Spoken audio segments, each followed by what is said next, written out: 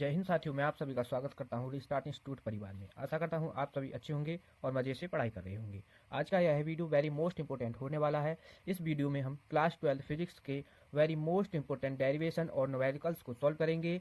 अगर आपका भी सपना है फिजिक्स में 70 में 70 अंक लाने का, तो यह वीडियो आपके लिए ही बनाया गया है, तो इसको कंप्लीट वॉच कीजिएगा।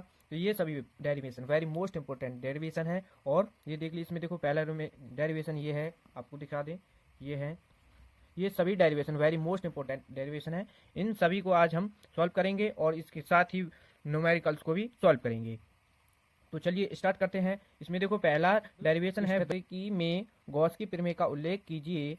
इसकी सहायता से अनंत विस्तार की समतल आवेशित प्लेट के निकट वैद्युत क्षेत्र की तीव्रता याद कीजिए। वेरी मोस्ट इंपोर्टेंट डेरिवेशन है। ये देखिए 2015 में और 17, 18, 19, 20, 22, 23, तो देखो ये लगातार पूछा गया है। तो ये बोर्ड परीक्षा 2025 के लिए भी वेरी मोस्ट इंपोर्टेंट डेरिवेशन है की तीव्रता याद करनी है गॉस की प्रमेय से। तो गॉस की प्रमेय क्या होती है हमारी, फाई ई बराबर क्यू अपॉन एप्सिलॉन नॉट। ये क्या होती है हमारी गॉस की प्रमेय। इसकी सहायता से हमको क्या करना है, वैद्युत क्षेत्र की तीव्रता ज्ञात करनी है। कोई अच्छे तरीके से सॉल्व करनी है। तो नेक्स्ट क्वेश्चन को देखेंगे। नेक्स्ट क्वेश्चन यानी न्यूमेरिकल है। एक अनंत लंबाई के समान रूप से आवेशित, एक अनंत लंबाई के तार है कोई और समान रूप से आवेशित सीधे तार रैखिक आवेश व घनत्व 10⁻³ सेंटीमीटर है।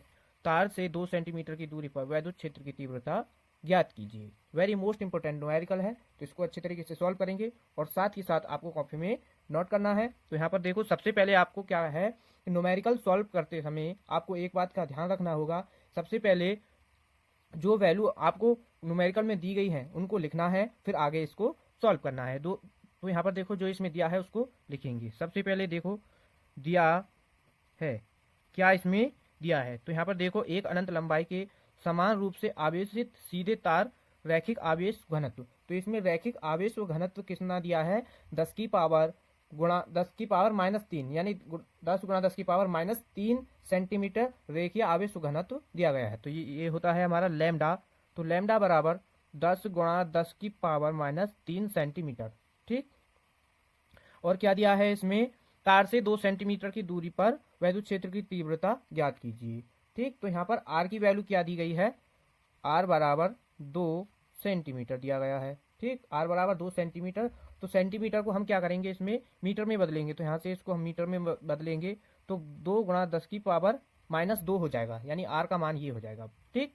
अब क्या है, हमको क्या करना है, इसमें वैद्युत क्षेत्र की तीव्रता ज्ञात करनी है। तो वैद्युत क्षेत्र की तीव्रता का फॉर्मूला क्या होता है, ई बराबर 1/4 4πε0 2 लैम्डा अपॉन आर। ये होता है वैद्युत क्षेत्र की तीव्रता का फॉर्मूला। यहाँ पर इसका सभी का मान रख देंगे और सॉल्व करेंगे। तो यहाँ पर देखो 1/4πε0 का मान क्या होता है, इसका मान क्या होता है 9 × 10⁻9 × 2। लैम्डा का मान क्या है हमारा, गुणा 10⁻³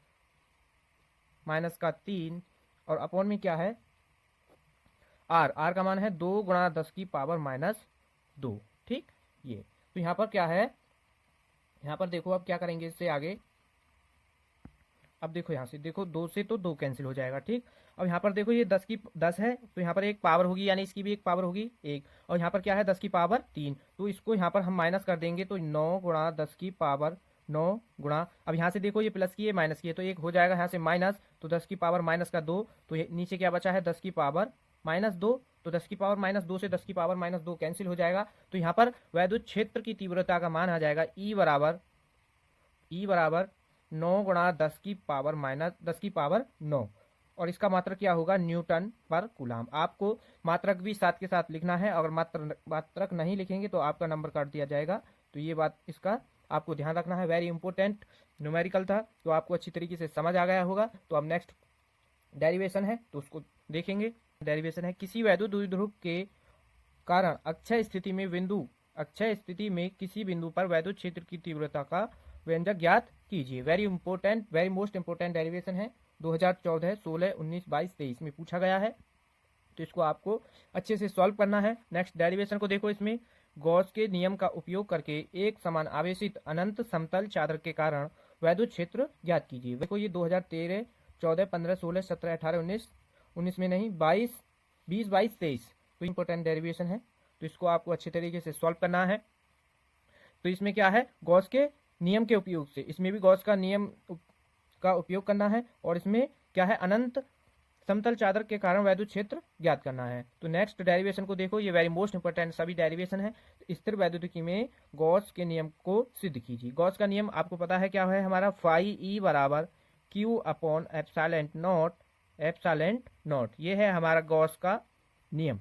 ठीक, नियम बोल दो या फिर मैं बोल दो, एक ही बात है। तो ये है, तो ये इसमें क्या है, सिद्ध करना है। और देखो 2014 से लेकर के 24 तक लगातार पूछा गया है, तो ये 2025 के लिए भी वेरी मोस्ट इंपोर्टेंट सभी डेरिवेशन है, तो आपको उनको अच्छी तरीके से सॉल्व करना है। अब नेक्स्ट देखो न्यूमेरिकल को सॉल्व करेंगे। न्यूमेरिकल है अगला, 2 गुणा 10 की पावर -8 कूलाम मीटर द्विध्रुव आघूर्ण का वैद्युत द्विध्रुव 2 गुणा 10 की पावर 5 वोल्ट प्रति मीटर के एक समान वैद्युत क्षेत्र से 30 डिग्री पर झुका है। द्विध्रुव की स्थितिज ऊर्जा एवं इस पर कार्यरत बल युग्म आघूर्ण ज्ञात कीजिए। वेरी मोस्ट इंपोर्टेंट न्यूमेरिकल है, ये कई बार पेपर में पूछा गया है, तो इसको अच्छी तरीके से सॉल्व करेंगे। तो इसमें देखो सबसे पहले जो दिया गया है हम उसको लिखेंगे। तो यहाँ पर देखो दिया है 2 गुणा 10 की पावर -8 कूलाम मीटर द्विध्रुव आघूर्ण। ठीक, तो P बराबर दिया है, द्विध्रुव आघूर्ण होता है हमारा P, ये होता है 2 गुणा 10 की पावर -8 दिया गया है, और वो भी क्या दिया गया है, कूलाम प्रति मीटर। ठीक, कूलाम प्रति मीटर दिया गया है। और इसमें देखो थीटा का मान दिया गया है 30 डिग्री। ठीक, 30 डिग्री पर कोण झुका हुआ है। और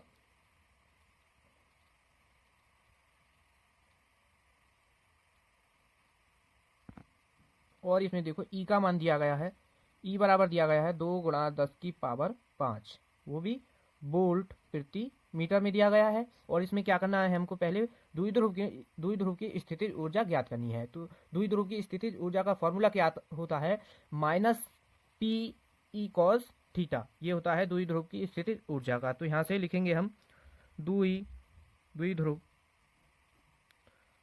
की स्थितिज ऊर्जा, द्विध्रुव की स्थितिज ऊर्जा। ठीक, अब यहाँ पर ये ज्ञात करना, तो ये होता है माइनस का Pe sine theta, Pe cos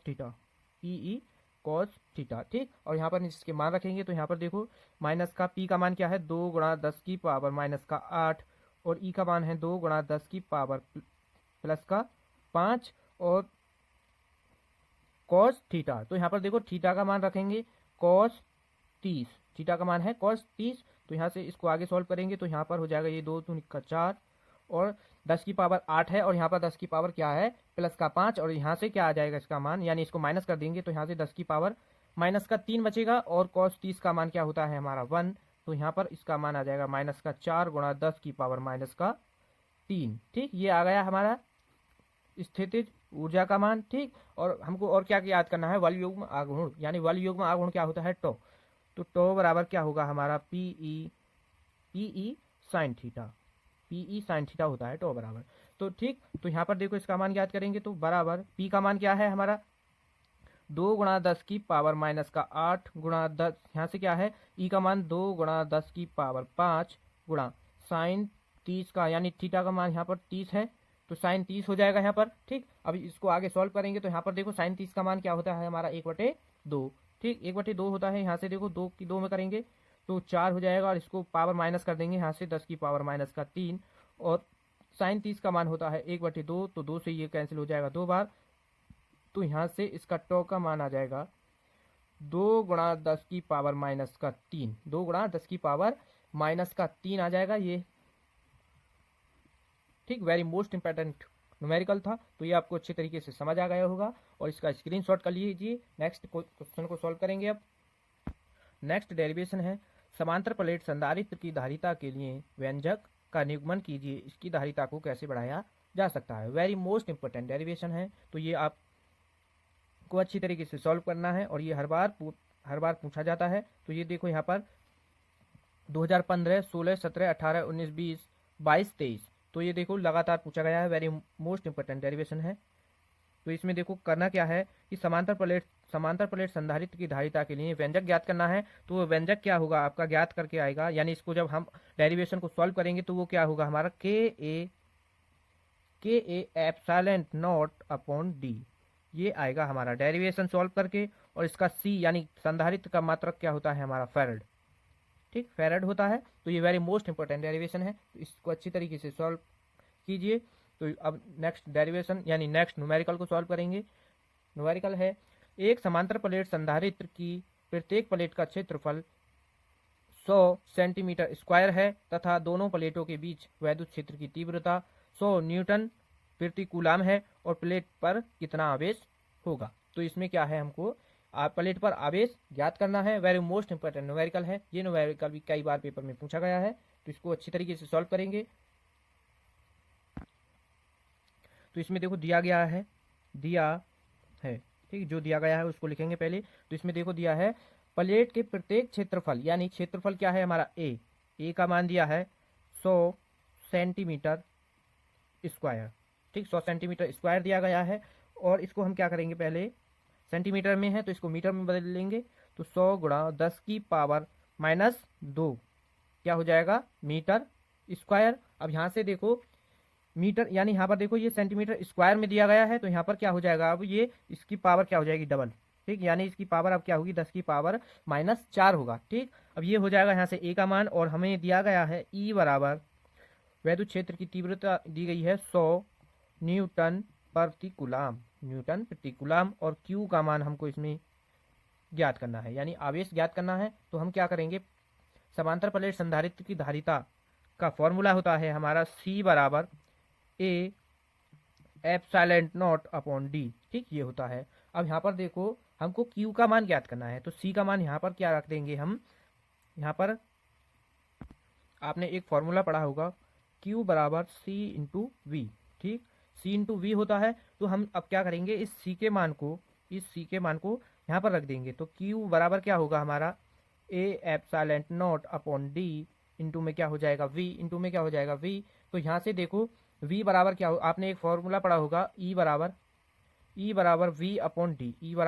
we upon D होता है, ठीक। तो यहाँ से हम क्या है v का मान ज्ञात करें, तो वो हो जाएगा ई इंटू डी, वी का मान ई इंटू डी हो जाएगा। इस v के मान को यहाँ पर रखेंगे तो q बराबर क्या हो जाएगा, A epsilon not E into D upon में डी। तो डी से डी कैंसिल हो जाएगा यहाँ पर, तो q बराबर क्या आ जाएगा, ए एप्सिलॉन नॉट इंटू ई, ठीक, ये आ जाएगा। अब यहाँ पर क्या है, हमको इसका इन सभी का मान रखना है और यहाँ से फिर क्या है हमारा आवेश ज्ञात हो जाएगा। तो यहाँ पर देखो Q बराबर ए का मान क्या है 100 गुणा 10 की पावर -4 गुणा एप्सिलॉन नॉट का मान क्या होता है हमारा 8.85 गुणा 10 की पावर -12 गुणा, और क्या है हमारा ई का मान 100 न्यूटन, ई का मान दिया गया है 100 न्यूटन। तो यहाँ से हम जब इसको सॉल्व करेंगे 100, तो 100 को हम क्या लिख सकते हैं 10 की पावर 2, ठीक, 10 की पावर 2 और 10 की पावर 2 इन दोनों को जब हम गुणा करेंगे तो यहाँ पर क्या हो जाएगा 10 की पावर 4, यानी 10 की पावर यहाँ पर 2 होगी, 10 की पावर यहाँ पर 2 होगी, दोनों की गुणा कर देंगे तो 10 की पावर 4 हो जाएगा, और गुणा ये 10 की पावर -4 गुणा 8.85 गुणा 10 की पावर -12, ठीक। अब यहाँ पर देखो ये 10 की पावर +4 है और 10 की पावर -4 है, तो ये यहाँ पर कैंसिल हो जाएगा और यहाँ से बचेगा 8.85 गुणा 10 की पावर -12, ठीक। ये क्या आ जाएगा हमारा Q का मान, Q बराबर आ जाएगा 8.85 गुणा 10 की पावर -12, और इसका मात्रक होगा हमारा कूलाम, ठीक, कूलाम। तो आपको ये अच्छी तरीके से समझ आ गया होगा। मोस्ट इंपोर्टेंट न्यूमेरिकल है, तो आपको इसको ध्यान से समझ लेना है।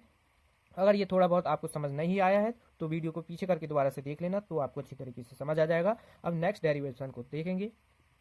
अगला डेरिवेशन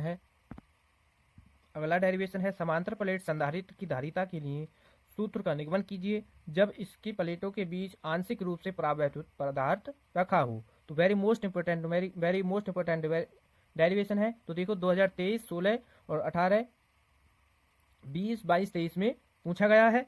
तो इसमें देखो इससे पहले जो डेरिवेशन बताई थी उसमें क्या था कि समांतर प्लेट संधारित्र की धारिता के लिए व्यंजक ज्ञात कीजिए, ठीक, और इसमें भी व्यंजक ही ज्ञात करना है। और उसमें क्या था कि इसकी धारिता को कैसे बढ़ाया जा सकता है, ठीक। इसमें क्या है, प्लेटों के बीच आंशिक रूप से पदार्थ रखा हो, ठीक, परावैद्युत पदार्थ रखा हो। तो उसमें क्या करना, पहले हमको क्या करना है, इसमें C यानी C बराबर के A epsilon not upon D, ये ज्ञात करना है। ठीक, इसको ज्ञात कर लोगे तो आपको फिर क्या करना है कि इसकी प्लेटों के बीच आंशिक रूप से पदार्थ रखा है तो ठीक, वो आपको ज्ञात करना है। तो वेरी मोस्ट इंपॉर्टेंट डेरिवेशन है, तो इसको अच्छे तरीके से सॉल्व करना।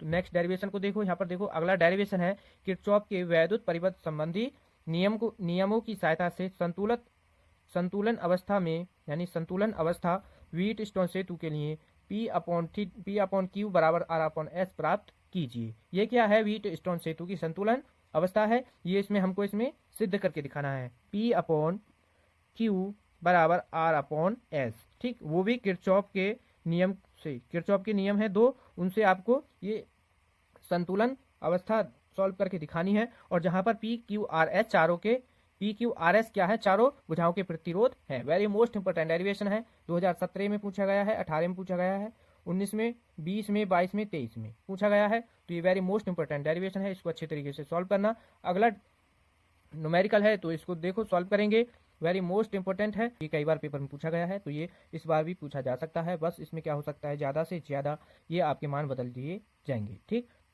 तो एक तार के अनुप्रस्थ काट का क्षेत्रफल 1 गुणा 10 की पावर -2 मीटर स्क्वायर तथा तार में मुक्त इलेक्ट्रॉनों की संख्या 2 गुणा 10 की पावर 25 प्रति वर्ग मीटर स्क्वायर है। तार में 3.2 एम्पियर की धारा प्रवाहित हो रही है। तो ज्ञात कीजिए पहला पॉइंट है तार में धारा घनत्व ज्ञात कीजिए और इलेक्ट्रॉनों का अनुगमन वेग ज्ञात कीजिए। तो तार का घनत्व क्या होता है हमारा जे, धारा घनत्व को क्या बोलते हैं हम जे, और हमारा क्या होता है ये अनुगमन वेग वी डी। ठीक, ये होता है, ये हमको इसमें ज्ञात करने हैं। तो सबसे पहले देखेंगे जो इसमें दिया गया है हमको उसको लिखेंगे। तो दिया है वेरी मोस्ट इंपोर्टेंट न्यूमेरिकल है, तो इसको ध्यान से समझना। तो इसमें देखो क्या है, अनुप्रस्थ काट का क्षेत्रफल दिया गया है ए बराबर 1 गुणा 10 की पावर -2 मीटर स्क्वायर दिया गया है। ठीक, और एन का मान दिया गया है हमारा इसमें, यानी इलेक्ट्रॉनों की संख्या 2 गुणा 10 की पावर 25, 2 गुणा 10 की पावर 25, वो भी प्रति मीटर में दिया गया है, यानी प्रति मीटर स्क्वायर में दिया गया है। और आई बराबर दिया गया है इसमें, यानी 2 एम्पियर की 3.2 एम्पियर की धारा इसमें प्रवाहित हो रही है। तो यहाँ पर देखो 3.2 एम्पियर की धारा प्रवाहित हो रही है। और इसमें पहले पॉइंट क्या है, इसमें तार में धारा घनत्व ज्ञात कीजिए। तो यहाँ पर हम फर्स्ट पॉइंट ज्ञात करेंगे, जे बराबर क्या होता है हमारा I अपॉन ए। ठीक, ये होता है हमारा धारा घनत्व का फॉर्मूला। तो इसका मान रखेंगे 3.2 क्या है हमारी एम्पियर की धारा, और ए का मान है 1 गुणा 10 की पावर -2। ठीक, अब यहाँ पर देखो इस पावर को ऊपर ले जाएंगे तो यहाँ पर क्या हो जाएगा, 3.2 गुणा 10 की पावर प्लस में, यानी ये माइनस में है तो यहाँ पर क्या हो जाएगी प्लस का 2, और ये आया है हमारा जे बराबर यानी धारा घनत्व, और इसका मात्रक होगा एम्पियर प्रति मीटर स्क्वायर। ये आ गया हमारा धारा घनत्व का मान। ठीक, अब क्या करेंगे हम, इसका सेकेंड पार्ट है इलेक्ट्रॉनों का अनुगमन वेग ज्ञात कीजिए। ठीक, क्या करना है हमको इसमें वी डी यहाँ पर ज्ञात करना है। तो हम क्या करेंगे, आपने एक फॉर्मूला पढ़ा होगा आई बराबर N E A V D. ठीक, ये अब यहाँ से वी डी का मान ज्ञात कर लेंगे, तो वी डी बराबर हो जाएगा हमारा आई अपॉन एन ई ए। ठीक, ये हो जाएगा, इन सभी के मान रखेंगे, तो इन सभी के मान रख लो। 3.2 ये हो जाएगा आई का मान, और एन का मान है हमारा 2 गुणा 10 की पावर 25, ई का मान आपको पता ही होगा 1.6 गुणा 10 की पावर -19 गुणा, और हमारा आई इसमें क्या है, ए का मान 1 गुणा 10 की पावर -2। ठीक, ये सभी मान आप रख दिए हैं। अब इसको सॉल्व करेंगे, तो यहाँ से देखो इससे तो ये 2 बार कैंसिल हो जाएगा, अब यहाँ से 2 से 2 कैंसिल हो जाएगा। अब क्या करोगे यहाँ पर, अब ऊपर बचा है 1, और नीचे से देखो 10 की पावर 25 गुणा 10 की पावर -19 गुणा 10 की पावर -2। ठीक, ये बचा है। अब यहाँ पर देखो 10 की पावर -19 है और 10 की पावर -2 है, तो ये ऐड हो जाएंगी। तो यहाँ पर क्या बचे आ जाएगा, अब 10 की पावर 25 गुणा 10 की पावर -21। ठीक, यहाँ पर ये आ जाएगा, इसको माइनस कर देंगे तो 10 की पावर क्या आ जाएगा, +4, 10 की पावर +4 आ जाएगा। अब इसको ऊपर ले जाएं तो वी डी बराबर क्या आ जाएगा हमारा 1 गुणा 10 की पावर -4, यानी पावर ऊपर जाएगी तो माइनस में हो जाएगी। तो ये आ गया है हमारा अनुगमन वेग का फॉर्मूला, यानी अनुगमन वेग का मान। वेरी मोस्ट इंपोर्टेंट न्यूमेरिकल था, तो ये आपको अच्छी तरीके से समझ आ गया। अब